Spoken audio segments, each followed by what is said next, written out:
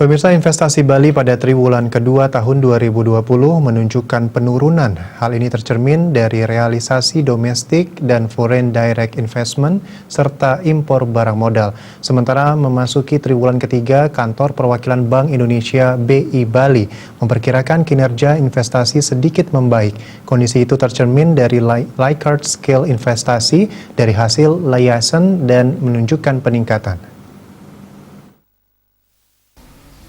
Deputi Direktur Kantor Perwakilan Bank Indonesia BI Bali M. Setiawan Santoso mengungkapkan, selain itu terjadi peningkatan optimisme pelaku usaha di mana terdapat peningkatan rencana investasi pada triwulan ketiga tahun ini.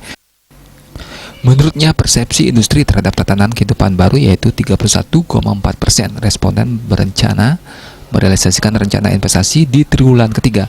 Membaiknya investasi karena sudah ada komitmen pengerjaan sebelumnya, namun tertunda karena adanya pandemi COVID-19.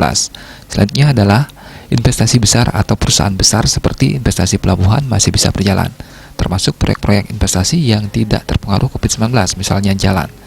Berbicara kinerja ekspor, setelah mengalami kontraksi pada triwulan lalu, kinerja ekspor mengindikasikan perbaikan sebagaimana tercermin pada melandainya kontraksi pertumbuhan keberangkatan kargo internasional. Sejalan dengan hal itu, kontraksi impor juga melandai dibandingkan dengan triwulan sebelumnya. Komoditas unggulan ekspor hingga Agustus 2020 yaitu ikan dan udang, pakaian jadi, perhiasan, permata, kayu, barang dari kayu dan perabot, penerangan. Sementara negara tujuan ekspor Amerika Serikat, Australia, Jepang, Tiongkok, Singapura. Untuk komoditas unggulan impor masih dari mesin dan peralatan listrik, mesin dan pesawat mekanik, barang-barang dari kulit, minyak atsiri, dan perhiasan permata. Sedangkan negara asal impor Hong Kong, Tiongkok, Amerika Serikat, Singapura, dan Australia.